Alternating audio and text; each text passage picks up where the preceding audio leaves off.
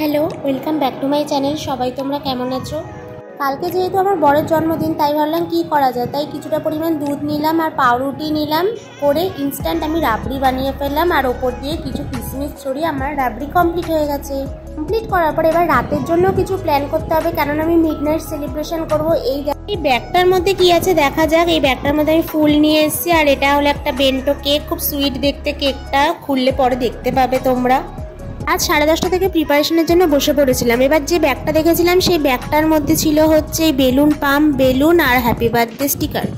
যেহেতু 1.5 ঘন্টা টাইম, ওই জন্য তাড়াতাড়ি বেলুনগুলো ফুলিয়ে নিয়েছিলাম। সাথে আমার দেওরও আমাকে হেল্প করেছে। আর এই ফুলগুলো দিয়ে কি করব এবার দেখতে থাকো। ফুলগুলো দিয়ে আমি এন্ট্রি গেটটা তৈরি করেছিলাম, কেননা ও যখন ঢুকবে তখন। আমার ওদিকে ফুলের কাজ কমপ্লিট হয়ে গেছিলো। এবার আমি পেছনে ব্যাকগ্রাউন্ডটা সেট করার জন্য প্রিপেয়ার হচ্ছিলাম। মাত্র আর 1/2 ঘন্টা টাইম, তাই জন্য আমি বেশি ভিডিও করতে পারিনি। তো যতটুকুনি পেরেছি ততটুকুনি করেছি। শেষমেশ আমাদের প্রিপেয়ার কমপ্লিট হয়ে গেছে। এইটা হলো আমাদের ফাইনাল লুক। চারিদিকে মোমবাতি দিয়েছি আর বেলুন দিয়ে সাজিয়েছি। 12টা বাজতে আর 1 মিনিট বাকি। এবার ওকে নিয়ে আসা যাক। আর ওর এন্ট্রিটা ছিল এইভাবে, পুরোটা চোখ বন্ধ করে ওর এন্ট্রি হবে, যাতে ও কিছুই বুঝতে পারবে না। আর যখন চোখটা খুলবে তখন ও পুরো শক হয়ে গেছিল একদম, যে কি সাজিয়েছিস এত। ও দেখে ভীষণই খুশি হয়েছিল, কেননা আমার এত বছরের একটা প্ল্যান ছিল যে আমি যখন ওর সাথে থাকবো আমি ওকে এইভাবে মিডনাইট সেলিব্রেশনটা দেব। আমার এই প্ল্যানটা সাকসেসফুল হয়েছে।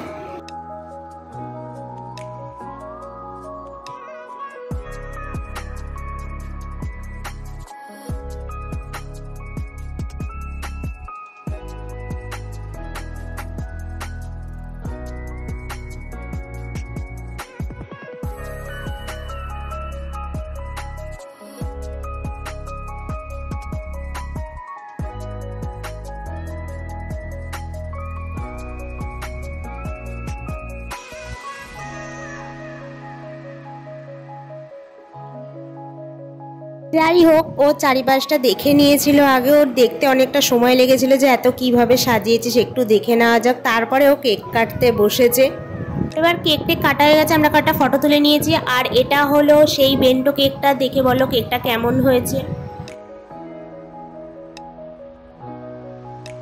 সেলিব্রেশন শেষ হতে হতে প্রায় 2টো বেজে গেছিলো। এবার আমাদের প্রচণ্ড ঘুম পাচ্ছিল, তাই দেখা হচ্ছে নেক্সট মর্নিংয়ে আমরা দুজন তাড়াতাড়ি রেডি হয়ে আমি যাব ওর জন্য পুজো দিতে কালী মন্দিরে।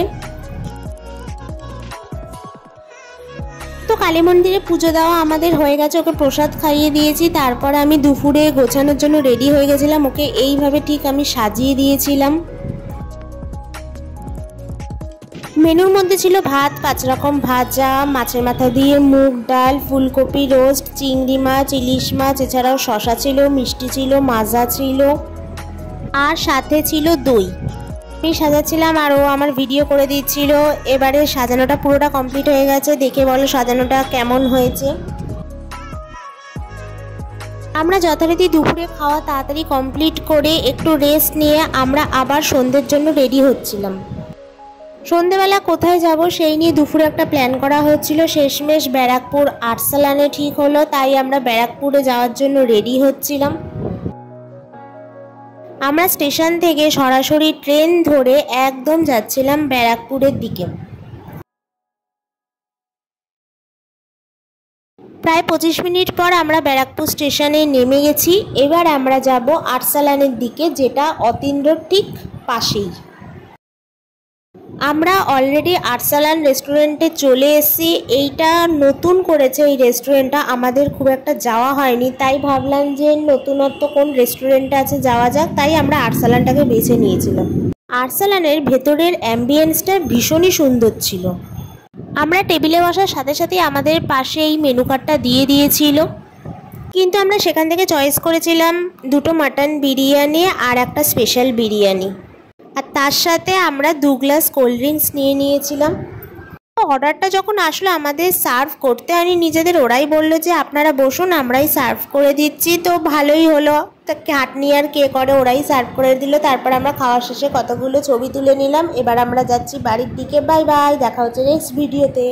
চ্যানেলটাকে সাবস্ক্রাইব করে দিও।